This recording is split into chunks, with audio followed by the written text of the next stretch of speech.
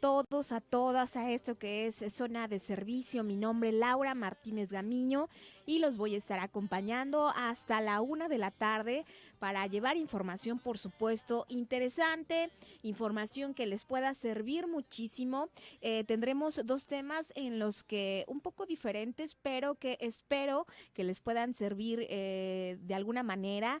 Recuerden que este programa es el vínculo entre todos los que nos están escuchando, los entrevistados y por supuesto cumplo el objetivo de poder vincularlos y que tengan la información más oportuna y que les pueda servir, por supuesto. Agradezco en controles a mi compañero Minotauro Figueroa, gracias Mino, también a mi compañera en producción, a Rocío González, pero sobre todo a ustedes, y los invito a que a través de nuestra línea WhatsApp 33 18 80 76 41 puedan mandarnos sus comentarios, las dudas que tengan de estos temas y que nos compartan su experiencia para de esta manera pues darles un poco de salida. Este día en Zona de Servicio vamos a hablar, como ya se los dije, de dos temas diferentes, pero que espero que les puedan ayudar muchísimo. Uno de ellos vamos a hablar sobre pues las pensiones que hay en el divorcio, cómo se dan. Sabemos que a veces conocemos muchos casos de que es complicado este tema cuando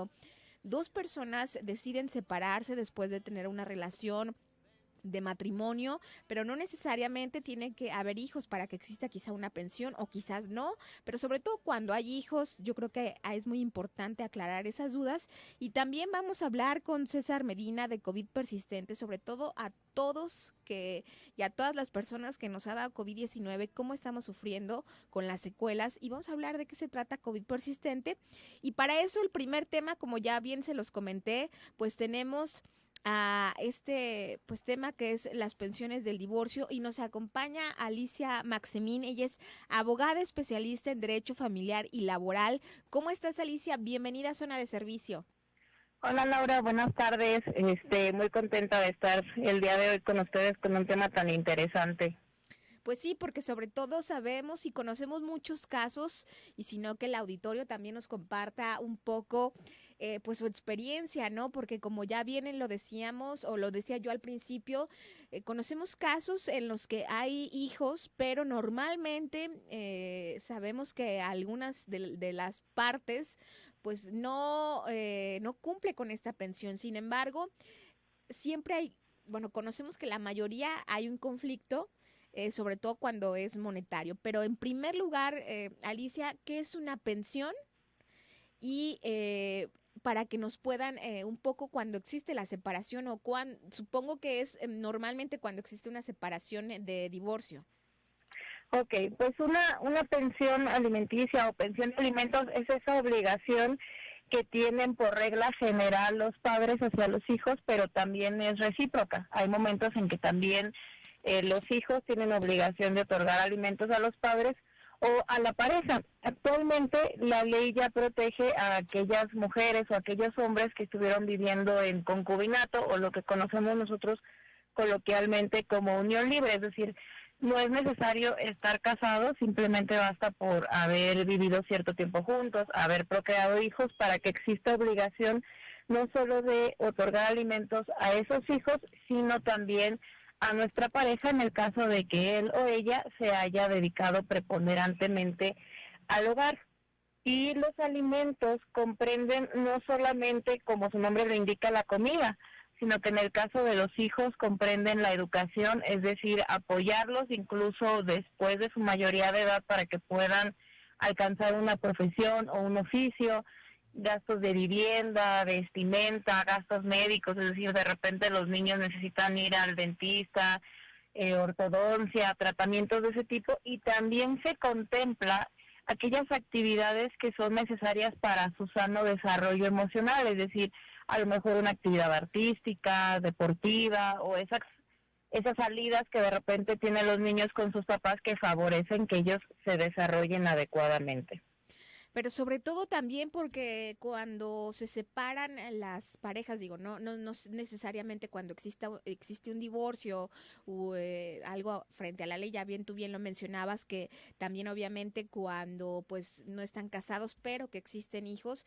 Conocemos historias, Alicia, seguramente tú conoces mucho más que yo, cuando pues deciden separarse, aunque estén casados o no, ¿quién decide qué es el papá o la mamá? Porque casi todos conocemos que normalmente solamente el que tiene que dar es el papá, pero ¿cómo se define eso? No, mira, al final es una decisión. Quien tiene que otorgar el monto de la pensión alimenticia, ya sea en dinero o en especie, generalmente es el padre que no vive con los menores, es decir, quien no se queda con la guardia y custodia de los niños. Entonces, lo más recomendable es cuando va a haber una separación, es que se sienten a platicar. Ahorita existen muchos mecanismos que no necesariamente te tienes que ir a un juicio, un juzgado, o tiene que ser complicado. Puedes acudir, por ejemplo, a un centro de mediación, a justicia alternativa y decidir, ¿con quién van a vivir los niños? Con la mamá, con el papá, y a partir de ahí sacar un estimado del gasto de los niños y ver, quien no vive con ellos, pues qué cantidad vas a otorgar para contribuir con estos gastos. Recordemos que la pensión alimenticia es obligatoria para ambos padres de forma equitativa. ¿Qué quiere decir que sea equitativo? En razón de los ingresos que tiene cada uno. Es decir, si papá es el que gana más, pues a lo mejor a él le toca dar un poquito más, pero de igual manera mamá tendrá que contribuir con su tiempo. A lo mejor ella es la que pone la vivienda, la que prepara la comida, la que pone la gasolina para llevarlo a los niños, pero contribuyen de igual manera. Y para calcular cuánto se tiene que pagar, pues es poner en una balanza las necesidades del acreedor alimenticio, que en este caso serían los menores, y las capacidades del deudor, es decir, cuánto gana, tomando obviamente el dinero que necesita para satisfacer sus necesidades básicas, sus obligaciones, y cuánto puede del restante otorgar para cumplir con esta pensión alimenticia. También tengo, por ejemplo, esto es cuando ya lo decide, me imagino que un juez, o lo deciden las autoridades. ¿Existe la posibilidad de que sean los padres, los tutores, la madre o el padre, que entre ellos mismos tengan un arreglo? Sí, de hecho es lo más recomendable, porque es lo más sano emocionalmente hablando, incluso les representa un gasto menor de tiempo o de dinero. Pueden acercarse a un abogado de confianza, o hay instituciones que les prestan este servicio de forma gratuita, como lo es el Instituto de Justicia Alternativa, donde tienen personal especializado que los ayuda a ponerse de acuerdo en esos puntos tan difíciles, porque siempre el dinero es un tema complicado. Entonces, ahí los acuerdos que formulan de dinero, de la custodia, de todo lo referente a sus hijos, se redacta un convenio, y ese convenio tiene validez. Esto quiere decir que si en algún momento el otro no cumple, es mucho más fácil solicitar el pago y que se haga responsable de los mismos acuerdos a los que quiso formar parte, ¿no? Sí, sobre todo porque yo creo que es lo primordial que prevalezca el bienestar de los niños y las niñas, y que obviamente se puedan poner de acuerdo los papás. Pero bueno, sabemos situaciones, y seguramente tú conoces situaciones muy complejas. Aquí hay te voy a dar este comentario, pero lo podemos responder después del corte. Ahí te va el comentario igual para que pues tengas un momento de cómo resolverlo. Dice: hola, buenas tardes. ¿Qué pasa o qué se puede hacer cuando hay un arreglo de convivencia ante un juez y la mamá tiene la guardia y custodia, pero la mamá no le permite al padre convivir y viajar con el hijo? Ojo, si hay aportación de pensión alimenticia por parte del padre, porque finalmente el niño viste, come y calza. ¿Qué se tiene que hacer en este caso? Es decir, si la madre tiene la guardia y custodia, pero no le permite al padre convivir y viajar con el hijo, pero sí hay aportación de pensión alimenticia por parte del padre. ¿Te parece que lo respondemos después del corte? Sí, claro que sí, con mucho gusto.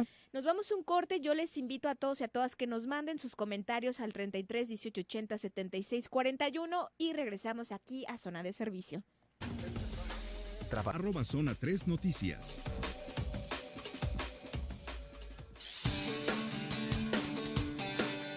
12 de la tarde con 17 minutos y estamos hablando sobre pues las pensiones en el divorcio. Estamos hablando con este tema con Alicia Maxemín, abogada especialista en derecho familiar y laboral, y aquí un radioescucha nos da su comentario. Bueno, pues a ver si lo podemos ayudar y resolver. Y lo vuelvo a repetir, dice que hay un arreglo de convivencia ante un juez y la mamá tiene la guardia y custodia, pero la mamá no le permite al padre convivir y viajar con el hijo. Ojo, hay aportación de pensión alimenticia por parte del padre. ¿Cómo le puede, cómo se puede orientar un poco, Alicia, en este caso? Ok, en este caso es mucho más sencillo porque ya existe un acuerdo ante una autoridad, ante un juez.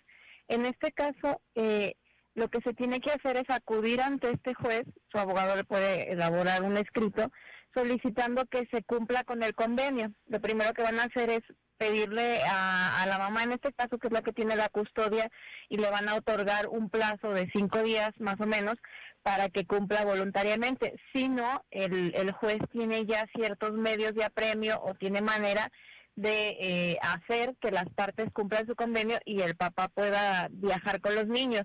El tema de las convivencias no va ligado a la pensión alimenticia, o sea, sí o sí los padres tienen la obligación de aportar pensión alimenticia a sus hijos, y sí o sí los niños tienen derecho a convivir no solo con sus padres, sino que también esas visitas y esos días que se contemplan en vacaciones y todo eso es para que los niños convivan con las familias y puedan desarrollarse de una manera más sana. Eso es muy importante tenerlo siempre en mente. Obviamente, si hay alguna situación que ponga en riesgo a los menores, pues ahí sí se pueden restringir las visitas o inclusive podrían anularse. ¿Existe la posibilidad que a pesar de que no dé pensión alimenticia, la madre pueda negarse a que el padre vea, o viceversa, ¿no? Vea a alguno de los padres, es decir, que ella tome la decisión o tiene que acudir frente a un juez? Tienen que acudir, o sea, no se puede negar. Obviamente se tiene que hacer el trámite, solicitar la pensión, y en lo que dura ese procedimiento se fijan, por ejemplo, pensiones provisionales. No se deja en desamparo al acreedor alimentario durante el juicio, sino que se fija un monto en lo que se define verdaderamente la necesidad, la capacidad de pago, pero en ese inter tiene que facilitarse la convivencia. Si la madre tiene alguna preocupación o el menor de repente es muy pequeño, necesita algún tipo de cuidado especial, se pueden fijar visitas con vigilancia en algún centro, a lo mejor del DIF, o con algún familiar que los acompañe durante toda la visita, pero bajo ninguna circunstancia, a menos que, te digo, haya un riesgo inminente, se puede impedir la convivencia. Eso es muy importante. Yo sí les diría que al final, después, durante los procedimientos judiciales, los niños son los que se ven más afectados. Entre más pesado, sí, claro, y más largo se haga, son los que le batallan un poquito más. Aquí también otra radioescucha nos dice: buen día, yo me divorció ya hace 9 años, se le fincó a su papá de mis hijos una pensión y solo ha cumplido con 400 pesos mensuales para 3 hijos, aún 2 son menores de edad. ¿Qué se puede hacer en ese caso? En este caso, si ya hubo, por ejemplo, una resolución con un monto de pensión, hay que solicitar la actualización, porque siempre se establece año con año cómo va a aumentar, porque pues, la inflación y los precios aumentan y todo siempre es más caro. Y después solicitar el pago retroactivo de las pensiones alimenticias. Y ya si el deudor se niega a pagar, o sea, se pueden embargar propiedades, vehículos, o incluso se puede llegar hasta el arresto. O sea, es una situación bastante delicada, y sí hay manera de cobrar, y obviamente se tiene que pagar lo que sea deuda y ajustarse el monto a la realidad actual de los hijos. Ahora también nos dice... a ver, dice: buenas tardes, soy Jorge, hablando del tema que hoy es complicado cuando una pareja decide separarse porque no piensan en ellos mismos y jamás por los hijos, y jamás por los hijos, y uno entra y otros echan la culpa y quieren pelear porque los hijos se queden con el papá o con la mamá, y a pensar, Dice, a pensar que el tiempo afectan a los niños, era lo que nos mencionabas, que yo creo que lo primordial de todo es que prevalezca el bienestar de los hijos y de las hijas. Sin embargo, también hay que ser bien claros. Yo he tenido y he escuchado casos que hasta los papás mienten para que les pongan otra pensión, o sea, les pongan otro dato en la pensión para que la pensión no sea tan cara. O sea, ¿cómo se pueden dar cuenta de esto, Alicia? Porque creo que ahí al que no afectan, obviamente, pues no es al papá, sino a los propios hijos. Claro, 100%. Aquí lo primordial es proteger a los hijos, porque al final ellos son los que están más vulnerables y no pueden hablar por sí mismos. Aquí es muy común también, además de la situación que tú planteas, que papá o mamá, el que no quiere pagar la pensión alimenticia, diga, si me demandas me voy a salir de trabajar y entonces no voy a tener con qué pagar. Eso ya no es viable. Si la persona no tiene ingresos comprobables, el juez va a hacer un estudio de las necesidades de los menores y va a fijar la pensión alimenticia de conformidad al salario mínimo vigente, y sobre eso la va a establecer, tenga un trabajo fijo o no tenga nada. Al final de cuentas es obligación pagarlo y deberá encontrar la manera de cumplir con esa obligación. Ya no es tan sencillo que puedan evadir ese tipo de responsabilidades. Nos vuelven a preguntar, Alicia, ¿cómo la calculan y quién la calcula? O sea, ¿cómo lo obliga quién, al papá o a la mamá a que den ahora sí, cuánto ganas al mes, y así es como se calcula? ¿O cómo es ese procedimiento o ese proceso? Sí, mira, usualmente, por ejemplo, yo le pido a mis clientes que me hagan una tablita, un estimado de cuánto necesita el menor. Por ejemplo, cuánto pagamos de colegiatura, uniformes, cuánto pagamos de comida, todos sus gastos básicos, ropa, cada cuándo hay que comprarle ropa, zapatos, porque luego los niños crecen súper rápido, sus actividades extracurriculares, sacamos una cantidad y esa se la presentamos al juez y hacemos un comparativo para que él lo pueda estudiar. Es decir, si ya la empresa donde él trabaja contestó o presentamos medios que acrediten cuánto gana, dicen, ok, el niño necesita tanto, el papá gana tanto, y de ahí se puede fijar la cantidad en dinero o en un porcentaje. Porque a veces si el papá o la mamá no quiere pagar y tiene un trabajo estable, el juez fácilmente le da la orden a su centro de trabajo para que le haga el descuento automático de la pensión alimenticia y se le entregue a quien tiene la guarda de los menores. También nos preguntan que cómo se les puede obligar. Aquí es un caso de una mamá al papá. ¿Cómo se les obliga? Ya cuando comienza todo este procedimiento, cuando se da a conocer cuánto va a dar la pensión alimenticia, ¿o cómo se les obliga? Pues una manera de obligarlos era la que te mencionaba, hacerles el descuento directamente.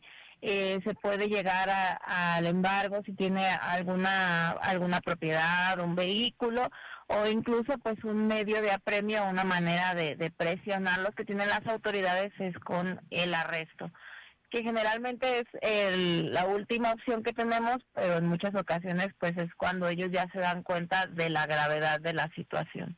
Hay multas o muchas sanciones. Mientras existe este procedimiento en que se dice cuánto o que lo dicte ya un juez, ¿qué pueden hacer o el papá o la mamá que ya está haciendo todo el gasto de pues mantener al hijo, a la hija, ¿no? ¿Qué le recomiendas? ¿Algún tip que guarde tickets? ¿Qué le puedes recomendar? Sí, eso sí es muy importante, más que tickets, porque de repente guardamos hasta el del Oxxo por un juguito, unas galletas o algo así.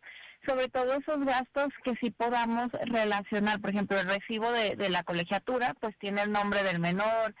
Si en donde vivimos, Del en el doctor. fraccionamiento, el doctor, las recetas, o donde vivimos pagamos a lo mejor una cuota en la colonia, la luz, el agua, todos esos gastos que traen el nombre de la mamá, del papá, o si viven con los abuelos, con quien vivan, para que puedan darle fe, y obviamente también con testigos, o sea, personas que estén cerca de nosotros que puedan darse cuenta de cuál es el nivel de vida de los menores, las necesidades que tienen y lo que necesitan para subsistir.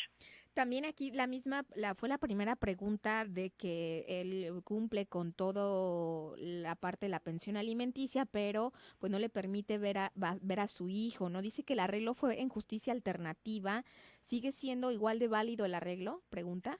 Sí, claro, los convenios de justicia alternativa se validan ante un juez de lo familiar y hace las veces de una sentencia. Entonces ya es mucho más fácil ejecutarlo o hacer que se cumpla. Por eso es que se recomienda tanto, porque los medios alternos de solución de conflictos son más rápidos, son más eficaces, son menos difíciles emocionalmente y es mucho más fácil hacer que se cumplan. Ahora, también, por ejemplo, los abuelos pueden pedirle pensión alimenticia a los papás. Sí, la puede solicitar la pensión alimenticia quien tenga la guarda Okay. y custodia de los menores, sus tutores. Si, por ejemplo, fallece la mamá y los menores quedan en la guarda de sus abuelos pueden fácilmente solicitar la pensión alimenticia. Si viven con un hermano mayor, con un tío, con la persona con la que estén. Yo creo que eso es muy importante y sobre todo conocemos, como ya te lo había dicho Alicia, yo conozco algunos casos, seguramente tú conoces muchos más, en que pues alguna de las partes no se hace completamente responsable de la pensión alimenticia de sus hijos. Entonces yo creo que nunca está de más tener asesoría, tener qué se puede hacer, porque obviamente son términos y son procesos en los que si les quieres obligar, estar bien asesorados y saber qué ruta seguir. Me da muchísimo gusto que nos hayas acompañado, pero también me gustaría que a todos los que nos están escuchando, pues puedan tener esta asesoría, a dónde se pueden comunicar contigo por si están interesados para que te busquen y les puedas brindar pues una ruta de qué seguir frente a una pensión alimenticia. ¿Cuáles son tus datos, Alicia, tus redes sociales? Sí, claro que sí, muchas gracias. Nos encuentran en redes sociales como Maxemina Abogados y Asociados y con gusto podemos atenderlos en el 33 11 38 15 10. Lo repito, 33 11 38 15 10 y nos pueden mandar mensajes, nos pueden mandar WhatsApp y con mucho gusto les hacemos una cita en la oficina para revisar ya su caso de manera más detallada. Sí, sobre todo por si hay ahí alguna laguna, algún tema en el que no se ha quedado claro y que obviamente siempre debe de prevalecer el bienestar de los niños y las niñas que deben de convivir y sobre todo pues que tengan, que más se quisiera, ¿no? Que los padres se pusieran de acuerdo, sin embargo pues hay situaciones y cosas que seguramente entre ellos no se pueden poner de acuerdo, pero existen autoridades, existen leyes que lo que prevalecen es el bienestar de los niños y las niñas. Te agradezco muchísimo, Alicia, que hayas estado en Zona de Servicio. Muchas gracias a ti y un saludo a toda tu audiencia. Pues bueno, ahí está Alicia Maxemín, ella es abogada especialista en Derecho Familiar y Laboral y de verdad espero que haya ayudado un poco este tema y este programa lo pueden volver a escuchar más tarde, así que nos vamos ahora sí en el siguiente tema, vamos a hablar sobre las secuelas del COVID-19, yo los invito a que se mantengan en Zona de Servicio. Zona 3 Noticias.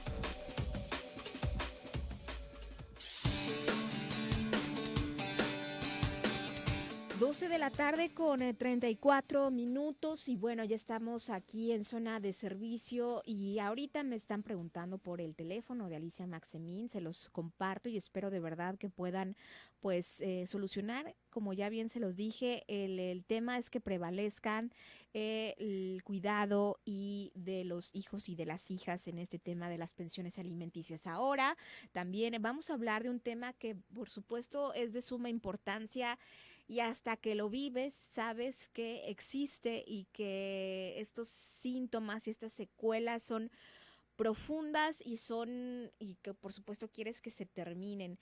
Cuando eres parte ya de las estadísticas que te da COVID-19, existen secuelas de las que no estás preparado a vivir porque en ocasiones más bien cuando estás viviendo COVID-19, lo digo en mi caso particular, pues sí te dicen todos los síntomas que tienes y puedes identificar que tienes COVID-19. Sin embargo, cuando das negativo, las secuelas siguen y no estás acostumbrado, ¿no? Porque de alguna manera son secuelas muy diferentes, tu cuerpo no responde de la manera que pues piensas después de salir, no sé, de una gripa, ¿no? Como bien te lo dicen. Y hasta como ya bien se los dije, cuando ya lo vives en carne propia, pues es cuando sabes que existen estas secuelas y comienzas a preguntar y en mi caso a cuestionar a demás personas que han tenido COVID-19 cuáles son sus secuelas y qué es lo que sienten cada una por supuesto, pues es que se viven de diferente manera porque cada cuerpo es distinto. Sin embargo, como bien sabemos, ahora con la nueva variante, pues se han incrementado muchísimo los casos. El último día, pues tuvimos más de 5,000 casos y no dudo que conforme pasen los demás días, pues se vayan incrementando mucho más. Y obviamente lo que se trata es de que pues exista una minoría, sin embargo, pues ante las condiciones y ante esta variante que ha sido tan contagiosa, pues seguramente seguirán aumentando más los casos de COVID-19. Y bueno, tengo en la línea a César Medina de COVID persistente, alguien que ha estado en esto de pues varias veces del COVID-19. César, de verdad, muchas gracias por estar aquí en Zona de Servicio. Hola, ¿qué tal? Muchas gracias por el espacio. Muy buena tarde y un saludo a todo el auditorio. César, pues inicia esta pandemia en el 2020 y pues poco a poco se fueron, como ya bien lo mencionaba, el tema de los síntomas del COVID-19. Y ya cuando lo vives y pasas y das negativo, pues comienzan las secuelas, ¿no? Comienzan este COVID persistente, este long COVID, como bien se le dice también. Y ¿qué pasa? ¿Cómo fue que de alguna manera también es importante que atendamos esta situación, ¿no? Porque ante el aumento ya, esta cifra que tuvimos el día de ayer de más de 5,000 casos, son más de 5,000 personas que ya tuvieron secuelas o a lo mejor que se volvieron a contagiar, pero que van en aumento y esa al final de cuentas es un tema de salud pública que se debe de atender.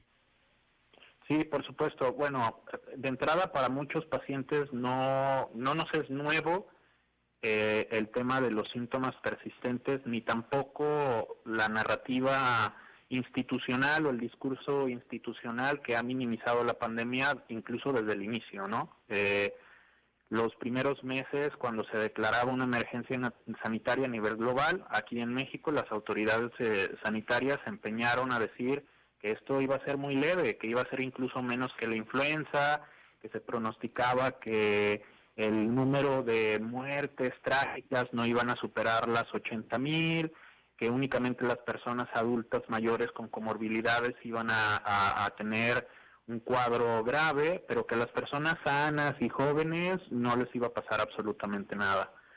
Eso no implicó que yo hubiera de alguna otra manera tomado mis precauciones, pero yo creía que cuando me iba a infectar o si me infectaba, pues iba a ser un cuadro leve, ¿no? Y no fui un cuadro leve. Eso me ocurrió en octubre del 2020. Fui un cuadro moderado, que también hay mucha discusión de lo que significa ser un cuadro leve y moderado ahora con Omicron, ¿no? Porque incluso siendo leve y moderado, se siente horrible. O sea, sigue siendo una enfermedad que sí, claro. no es una gripita. No, entonces, no lo es. Cuando yo enfermo en octubre del 2020, después de este cuadro agudo, empiezan síntomas persistentes, ¿no? Empiezan a verse muchos síntomas que no había experimentado, y en ese momento se discutía muy poco y se hablaba muy poco acerca del COVID persistente, ni los médicos, ni las autoridades, no estaba en la discusión pública, y esa fue una de las razones por las cuales se fundó el colectivo COVID Persistente México, con la intención justamente de poner la discusión sobre la mesa, el tema en la discusión pública, ser un espacio de acompañamiento para las personas que están experimentando esto, porque hay muchas personas que no asociaban esa sintomatología con lo que previamente habían experimentado en la fase aguda del COVID. Y esta parte, reivindicar también nuestro derecho al acceso a la salud, porque no solamente es hablar de secuelas, ni de COVID largo, es una enfermedad. La Organización Mundial de la Salud la categorizó y la tipificó desde octubre del 2021 como una enfermedad. Entonces, todas las personas que han pasado la aguda, no solamente que tengan secuelas, no es solamente que tengan síntomas persistentes, tienen una enfermedad postviral. Entonces, eso no es para menos, y el hecho de que las autoridades mexicanas de cualquier nivel de gobierno se hayan empeñado y se sigan empeñando incluso a minimizar la pandemia y a dejar a un lado el reconocimiento de esta enfermedad, de este long COVID o COVID persistente, pues hace que no tengamos protocolos de investigación, no tengamos protocolos de atención y no podamos tener la esperanza de obtener un tratamiento en un futuro, ¿no? Entonces, Omicron, aunque sea una variante más leve a comparación de Delta, todavía no queda muy claro cuáles van a ser los efectos a largo plazo que tengan.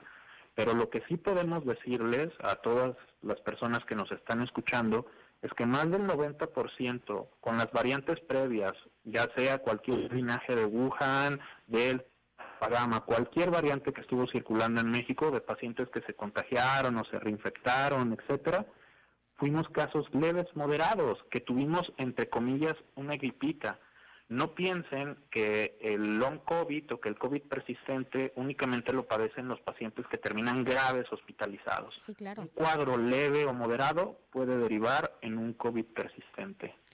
Ahora, César, también sé que te has contagiado varias veces, no sé si quieras decir cuántas veces te has contagiado, y a mí me gustaría saber cómo ha sido las diferentes, después del COVID, si has tenido pues secuelas diferentes o qué ha pasado por ti. Claro. Este tema de las reinfecciones para mí ha sido muy complejo, porque después de mi infección inicial, todo mi sistema inmune completamente deteriorado. Yo no pude ser un paciente que desarrolló anticuerpos contra el virus. Y durante mucho tiempo, muchos médicos, incluso en el IMSS, porque tuve que sortear prácticamente un mundo burocrático para llegar incluso al Centro Médico de Occidente, en donde me dijeron autoridades del IMSS, no tenemos protocolos para atender pacientes post-COVID, porque mi sistema inmune no estaba funcionando. Tengo 31 años y tener un sistema inmune de una persona de prácticamente 80 años, pues no es algo que cuadre. Hace 15 días se acaba de publicar en la revista de divulgación científica Science que SARS-CoV-2, virus causante COVID-19, tiene un superantígeno, que es la proteína Spike en la envoltura del virus, que causa que las células linfocitarias T, las células T, se mueran, que es un mecanismo que tienen que se llama apoptosis, que es como si se murieran, haz de cuenta. Okay. Entonces, degrada el sistema inmunológico. Estamos hablando de una enfermedad seria, de una enfermedad que puede causar estragos incluso en tu sistema inmunológico a un paciente que tuvo una gripita. Entonces, por supuesto que no hay que minimizar las infecciones. Esa fue una de las razones por las cuales el tener contacto con personas asintomáticas me produjo a mí tener por lo menos 3 infecciones hasta el día de hoy. Las 3 infecciones fueron moderadas, se pudiera decir. Sin embargo, cada infección atenuaba y agudizaba cada vez más los síntomas persistentes. Y es algo que concluyó el estudio justamente que se publica en esta revista. Cada infección, el virus deteriora más tu sistema inmunológico. Esto en algunos pacientes, no en todos. En algunos pacientes puede suceder que justamente el virus pueda tener implicaciones graves en las reinfecciones al seguir deteriorando tu sistema inmune. Eso fue lo que me sucedió a mí. Entonces, realmente haber vivido 3 infecciones de COVID-19, 31 años, siendo antes una persona deportista, teniendo una buena alimentación, una buena salud, pues ahora veo por completo mi calidad de vida mermada, ¿no? Y mi salud que se va deteriorando. Muchos de los síntomas persistentes tienen que ver con el sistema nervioso central. Ahora se sabe que SARS-CoV-2 rompe barrera hematoencefálica, que es esa protección que tenemos en nuestro cerebro, directa o indirectamente, a través de procesos inflamatorios o llegando a algunas partes del cerebro. Por eso muchos pacientes post-COVID experimentan ansiedad, depresión, espasmos, entumecimiento, neuropatías, porque hay una afectación al sistema nervioso. Hay algo que hay que dejar muy claro a 2 años de esta pandemia. COVID-19 no es una enfermedad respiratoria, no lo es una enfermedad multisistémica. Hay personas que ni siquiera nos han tocado los pulmones. En muchos estudios, el virus afecta al sistema gastrointestinal, el sistema renal, al corazón, al hígado, al páncreas, al cerebro, menos los pulmones. Entonces, seguir pidiendo una tomografía o una radiografía como mecanismo de detección de COVID-19, pues en muchos pacientes no hay ni siquiera afectación pulmonar. Entonces, gran parte de mis síntomas persistentes hasta el día de hoy se concentran en la parte de afectación al sistema nervioso central, temblores, entumecimiento de extremidades, pérdida de la memoria, pérdida de capacidades cognitivas, que es realmente fuerte y muy desesperante, fatiga, problemas de malestar gastrointestinal, cansancio, y eso ha sido durante 14 meses. Entonces, el mero hecho de que esté circulando una variante que probablemente no tenga más letalidad porque han funcionado las vacunas, porque probablemente no sea tan virulenta como la variante previa, eso no significa que no vaya a dejar una estela de personas con afectaciones a largo plazo. Y es realmente preocupante lo que comentabas, que ayer rompimos el récord de más de 5,000 casos y Sí. se pronostica que sigan subiendo. Entonces, realmente las personas deberían de tener bastante cuidado y consideración en la experiencia que nosotros como pacientes con COVID persistente estamos teniendo para que sigan manteniendo los cuidados sanitarios. Y sobre todo, César, porque yo creo que te dicen todo el tiempo que te cuides, que obviamente pues es algo con lo que tenemos que vivir ya con la nueva normalidad y con estas medidas sanitarias que deben de permanecer ya casi siempre. Sin embargo, nadie te habla de lo que sigue después del COVID-19, ¿no? Normalmente te dicen, a mí en mi caso particular, o sea, no estaba, yo pensé que ya había pasado lo peor, ¿sabes? Pensé que estar ahí en cama con todo lo que contiene el COVID-19, ¿no? Aislada, también con la preocupación de las personas con las que conviviste, de que no se fueran a contagiar en sí. Todo este escenario, lo que es cuando te dicen que eres positivo a COVID-19 y que obviamente pues tratas de cuidarte lo más que puedas y todo este contexto, ¿no? Pero lo que sigue después es también algo en el que se tiene que poner sobre la mesa porque haces preguntas y, oye, ¿tú qué síntomas tienes en las secuelas? Yo me siento así, pero como viene, lo mencionamos, cada cuerpo es distinto y cada uno tiene secuelas distintas que vas descubriendo, ¿no? En mi caso, pues lo que ya decías alguno, la pérdida de memoria de que no sé qué estoy haciendo, también otros temas es la caída de cabello, y vas hablando con diferentes personas y tienen secuelas distintas, sin embargo, no sabemos qué sigue después del COVID-19, no sigue después, qué sigue cuando te dicen que eres negativo, pero te sigues sintiendo no al 100%, porque sabes que algo está pasando, ¿no? Así es. El último estudio que se publicó revelaba que hasta el día de hoy se han contabilizado más de 200 síntomas persistentes. Y como bien lo dices, no todos los pacientes caemos en una misma bolsa porque la fase aguda, la infección aguda, no a todos afecta los mismos sistemas de nuestro organismo. Entonces, hay una diversidad de pacientes. Y ese creo que es uno de los grandes objetivos del colectivo COVID Persistente México, que en las plataformas de redes sociales los pacientes tienen la oportunidad de compartir su experiencia, de obtener retroalimentación de otros pacientes, de tener acompañamiento, porque también al ser una enfermedad nueva, tanto COVID-19 como COVID persistente, se va creando un estigma y pareciera que en la sociedad hay cierto rechazo, ¿no? De creer que si esto es una gripita, ¿cómo puede ser posible que sigas enfermo, ¿no? O por qué tienes ansiedad, o por qué tienes depresión, o por qué te sientes cansado, o por qué hay días que no te puedes levantar de la cama.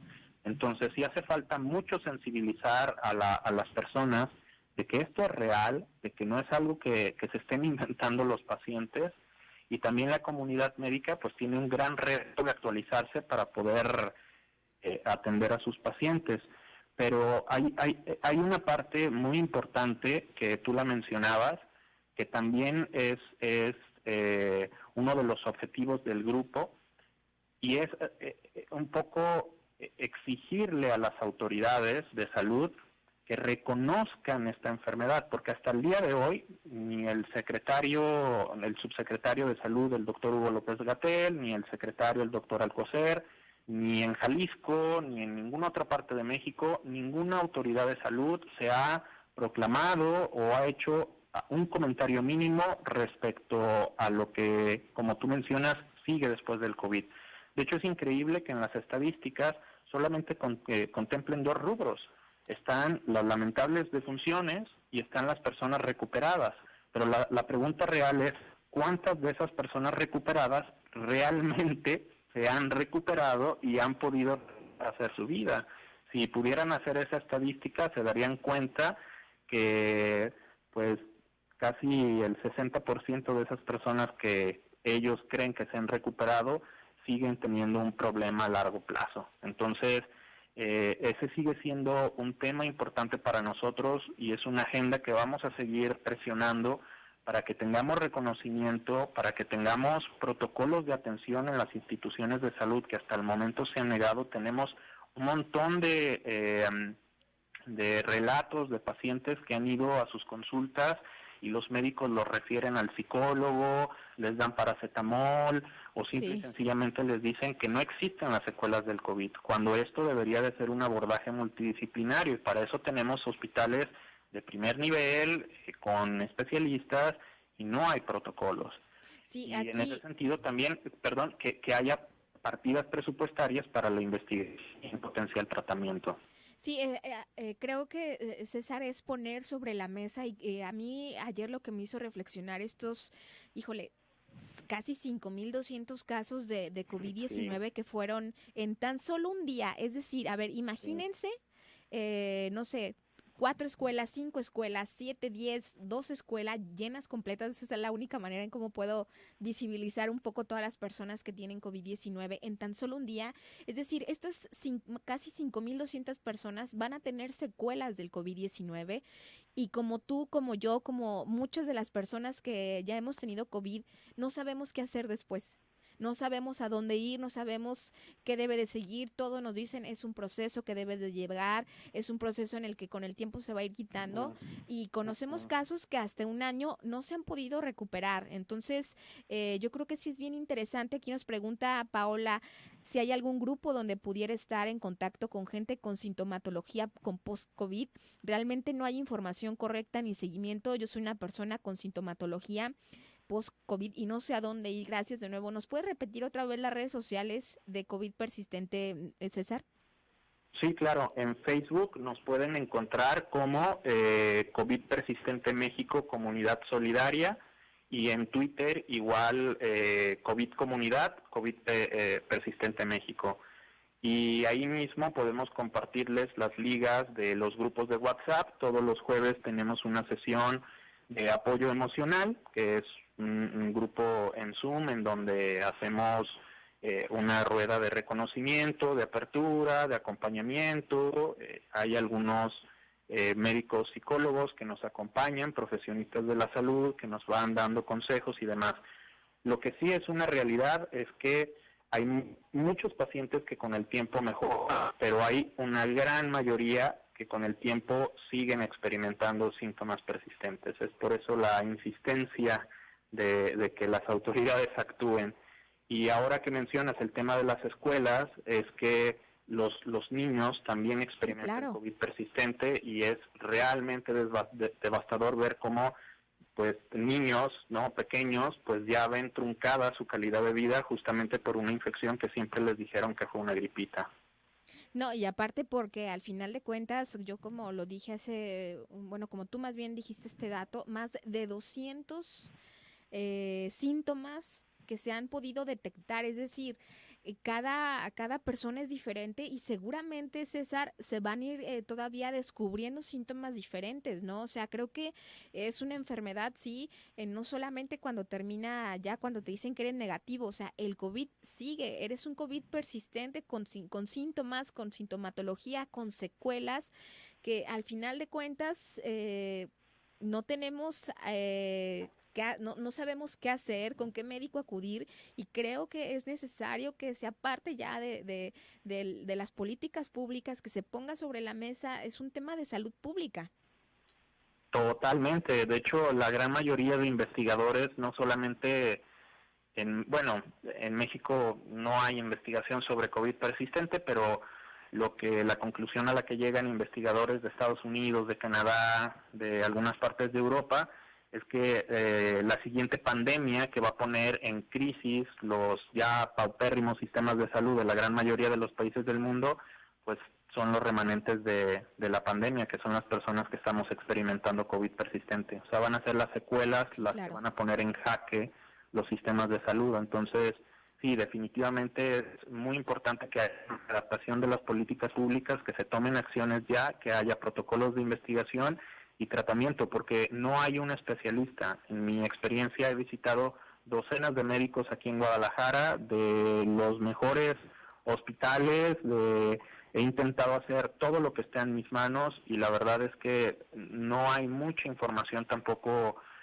por parte de los médicos para poder hacer un abordaje multidisciplinado y multidisciplinar e integrado para el paciente. Entonces, la única certeza, que lo compartimos mucho en el grupo, que tenemos pues es acompañarnos, seguir estudiando, seguir documentándonos como pacientes activos y de alguna otra manera pues hacer equipo con nuestros médicos para que las investigaciones que vayan surgiendo pues les sirvan también a ellos para hacer un mejor abordaje, ¿no? E ir intentando algunas cosas que puedan mejorar nuestra sintomatología y calidad de vida. Pero todas las personas que se encuentren en esta misma situación nos pueden encontrar en Facebook y en Twitter como COVID Persistente México, Comunidad Solidaria. Pues muchas gracias, César, y bueno, pues a todos los que nos escucharon, vamos a repetir este programa más adelante en YouTube para que puedan atenderlo y sobre todo este tema tan interesante. Nos despedimos, muy buenas tardes.